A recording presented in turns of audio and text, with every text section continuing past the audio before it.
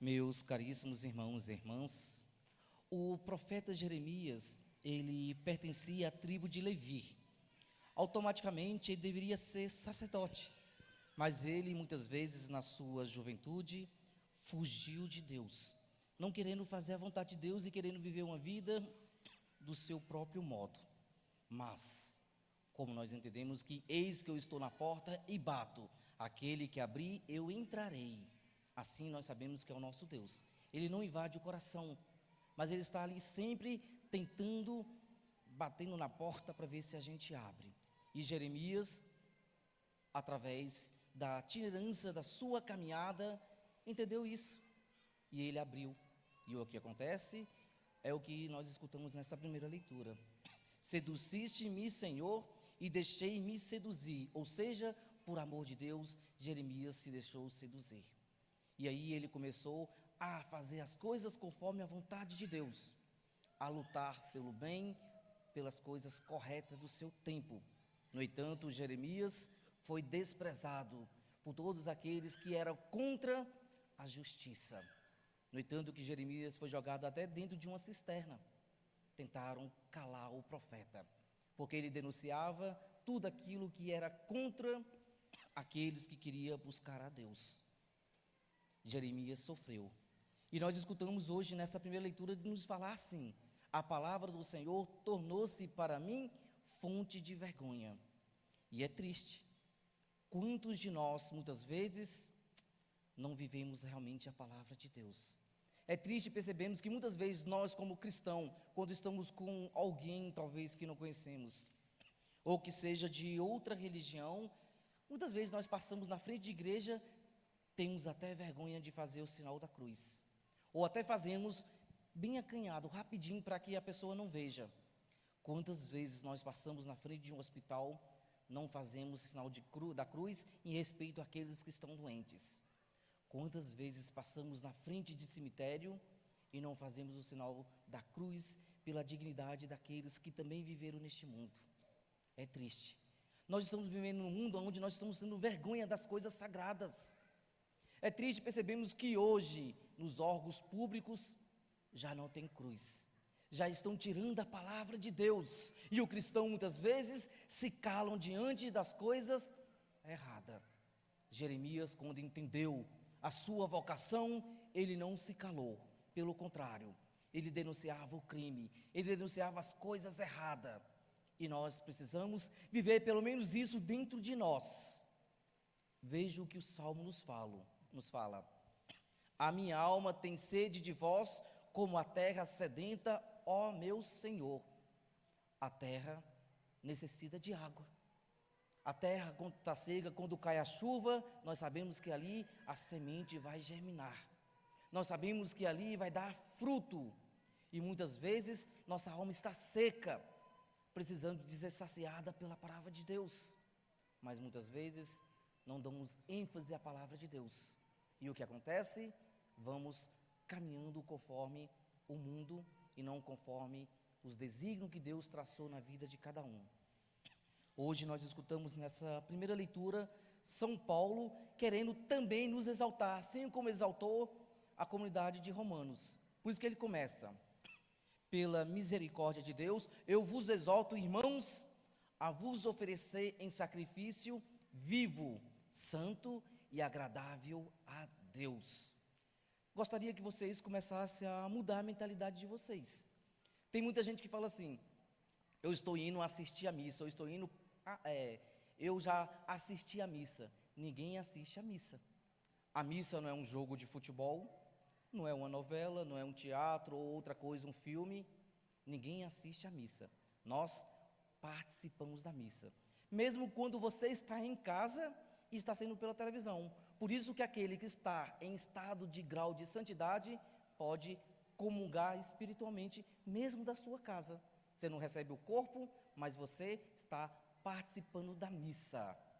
E quando nós participamos da missa, deveria ser participar de corpo, alma e mente, com todo o meu entendimento, com todo o meu coração e com toda a minha vida. Mas muitas vezes nós estamos até aqui, de corpo presente, mas o espírito, a alma está lá em Bagdá ou em outro lugar. Por quê? porque nós não nos entregamos ao sacrifício. Meus caríssimos irmãos e irmãs, o sacrifício é de fato o pão e o vinho, que é o trabalho do nosso suor, oferecido a Deus, que vai, através do Espírito Santo, haver a transubstanciação do corpo e sangue de Cristo. E aqui há um sacrifício incluente, não mais derramamento de sangue, como houve na cruz, mas é o mesmo Cristo que se dá todos os dias nos altares da igreja, com a sua presença real, substancialmente presente no meio de nós. E o que acontece? Esse sacrifício é agradado ao Pai. Então, diante do Cristo que se dá em alimento a nós, através da sua humanidade, na qual Jesus ressuscitou e recebeu um corpo glorioso, todos nós somos apresentados diante do Pai. Quando o Pai olha para o Filho, fala: esse sacrifício me agrada, eu aceito. E ali tem o rosto de cada um de nós que estamos participando do sacrifício. Por isso que nós temos que levar a sério o que nós participamos desse sacrifício e não brincar de ser cristão. Temos que se entregar, não tem nada neste mundo que se compare com a missa, nada. Jesus podia muito bem, através da sua palavra, que todo ser humano seja salvo, através de um piscado de olho, um estralar de dedo, salvar a humanidade. Mas ele quis a melhor maneira, derramar o seu sangue por nós. E não apenas uma gota, já era o suficiente para salvar toda a humanidade. Não, ele derrama todo o seu sangue para que possa matar a sede da humanidade. E ao derramar todo o seu sangue, ali nós sabemos que depois jorra água. Por isso que nós, como pelo batismo, todos nós somos rei, profeta e sacerdote no ministério comum. O padre, é claro, que tem o ministério comum pelo batismo, mas ele tem o ministério ministerial para presidir a Santa Missa. Mas todos nós temos, através dessas três coisas, se doar a Deus nesse sacrifício. A missa é o sacrifício que agrada a Deus. O resto é só alegria, através da nossa caridade, para alcançar também corações de outras pessoas. E é isso que nós escutamos no Evangelho de hoje. Mas para entender o Evangelho de hoje, é necessário percebermos o que aconteceu domingo. Jesus, que foi à região de Cesareia de Filipe, e ali ele vai perguntar para os apóstolos: o que dizem os homens, seu filho do homem? Olha, alguns dizem que é João Batista, outros que é Elias, Jeremias, ou outro profeta. Tá, isso aí é a humanidade. A humanidade está me vendo como um ungido do Senhor, assim como Davi, que veio lutar pela espada. Eu não vim para isso.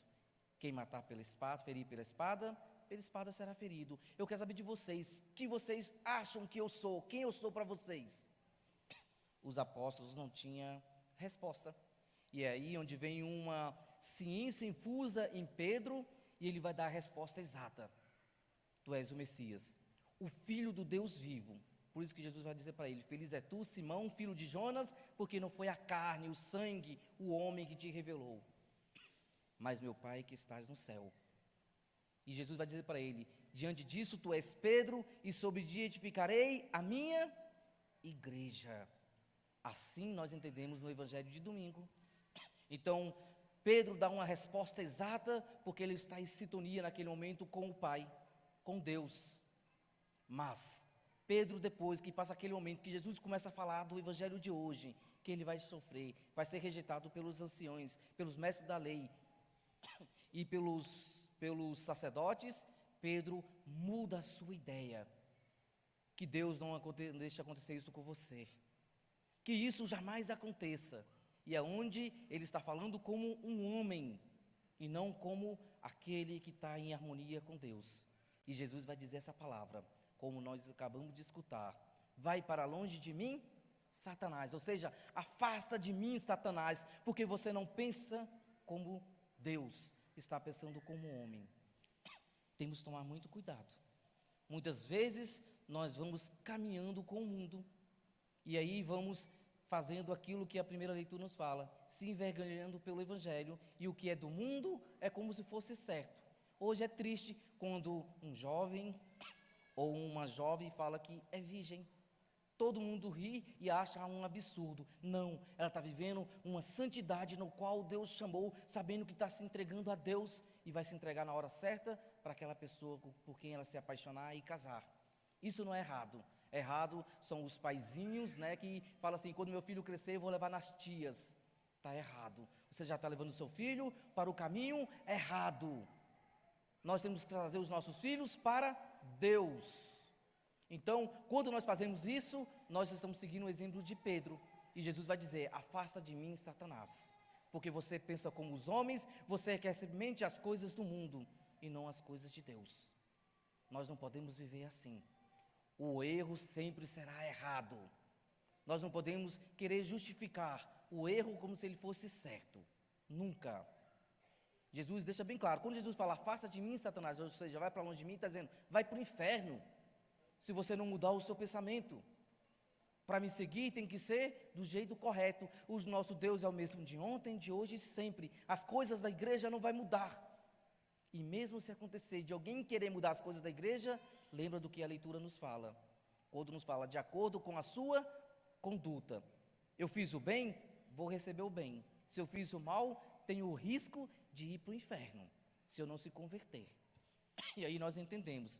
Diante disso, Jesus deixa bem claro, quando ele nos fala assim, se alguém quer me seguir, renuncie a si mesmo, tome a cruz de cada dia e siga-me. Jesus está dizendo aqui como se fosse 3 degraus. Vamos imaginar que aqui são 3 degraus.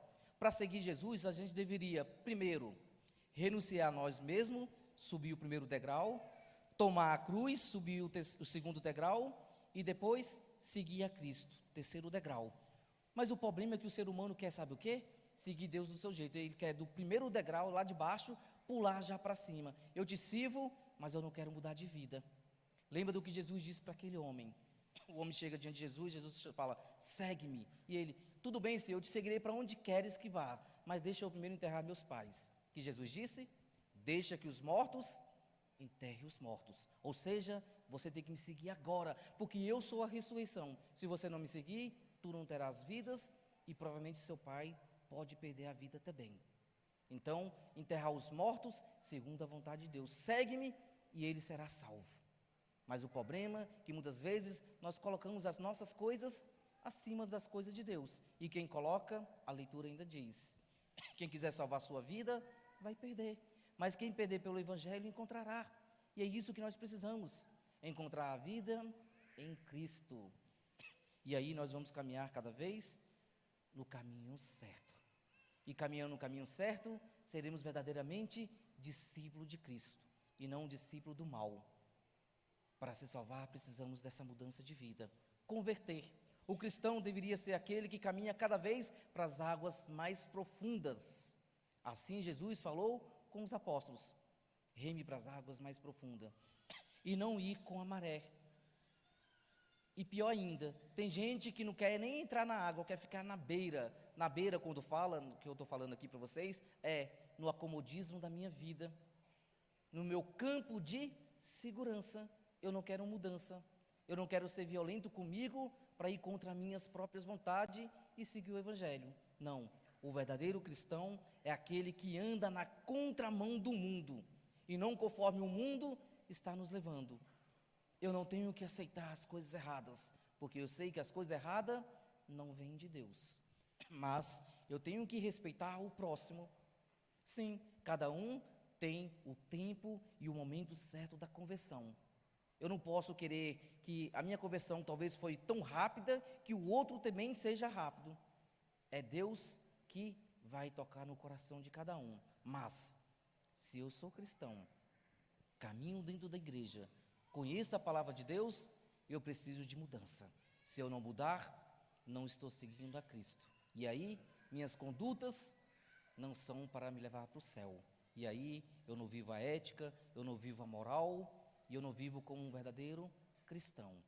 Que Deus nos ajude a sempre a mudar de direção, a mudar para a direção do Evangelho e seguir os mandamentos de Deus. Que assim seja. Professamos a nossa fé. Creio em Deus,